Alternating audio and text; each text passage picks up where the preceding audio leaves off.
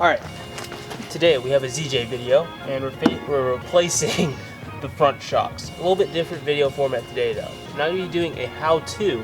It's going to be more of kind of like a, I don't know, I guess a vlog. I don't know.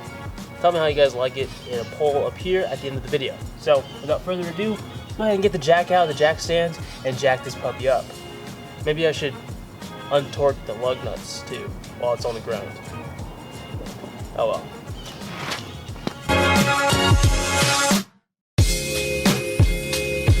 Sometimes I'm so home. Sometimes I know I'm so home.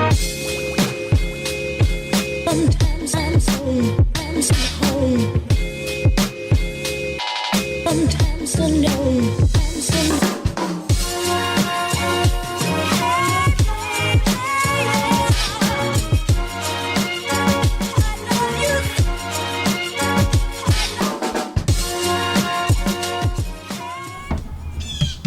So there's the first top hat bolt right there, or the top of the shock bolt right there, and the two bottom ones are right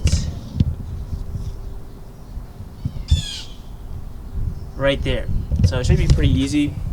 Taking off these tires, and it looks like they should be replaced sometime soon. I don't know if you guys can see, there's a little bit of dry rot in there, and they're just not enough tread on them. On the driver's side, it's going to be a little bit more difficult. I don't know if you guys can see, yeah, you guys probably can't see in there, but the bolt is way in there.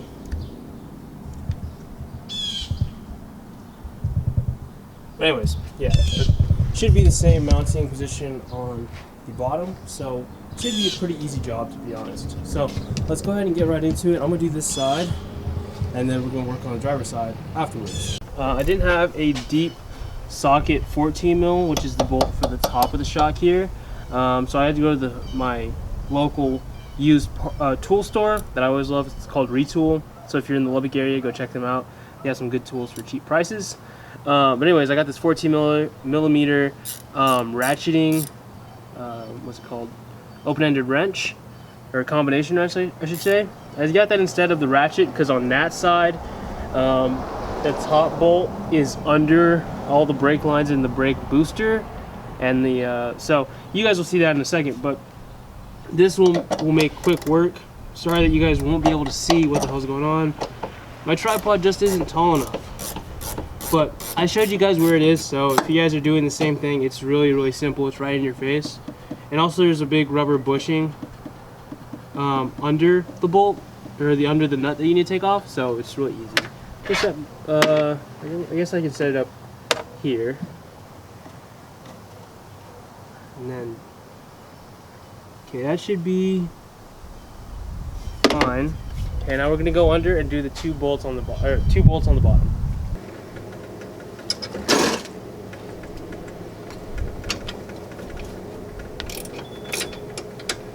Alright, so there's a 13 mil top and bottom here. Gets kind of annoying, like I said, because number one, there's not a threaded insert under here, so you have to use the ratchet and the open-ended, and you can't use two ratchets because the head will hit the shock right here. So hopefully you guys can see more than just the side of my head. Alright, here's one side, and I also put the jack under the knuckle right here just to give it a little bit of preload, and then once I get those bolts out, then I'll drop the jack and it should release my shock right here.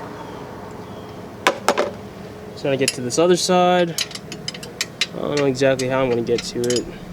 Alright, so I figured out you can just get a 1/2 inch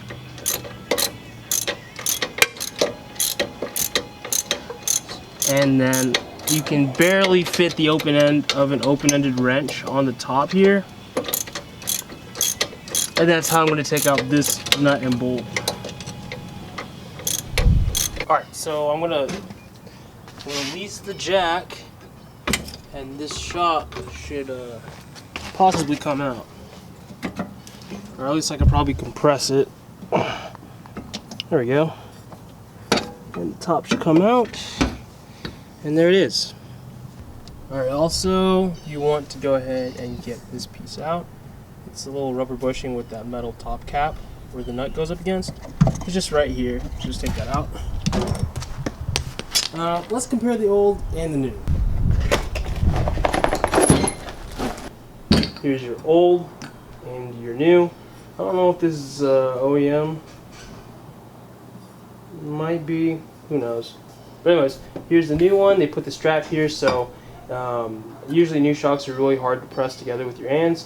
Old ones like this are generally really easy because they're worn out.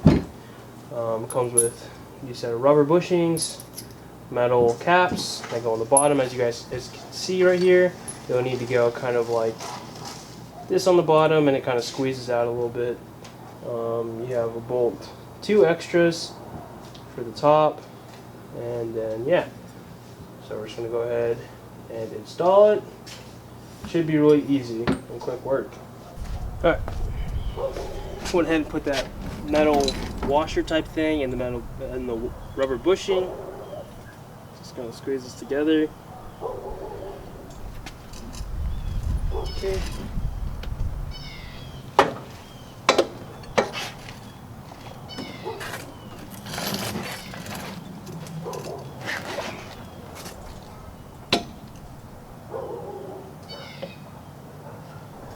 Lined it up on the bottom.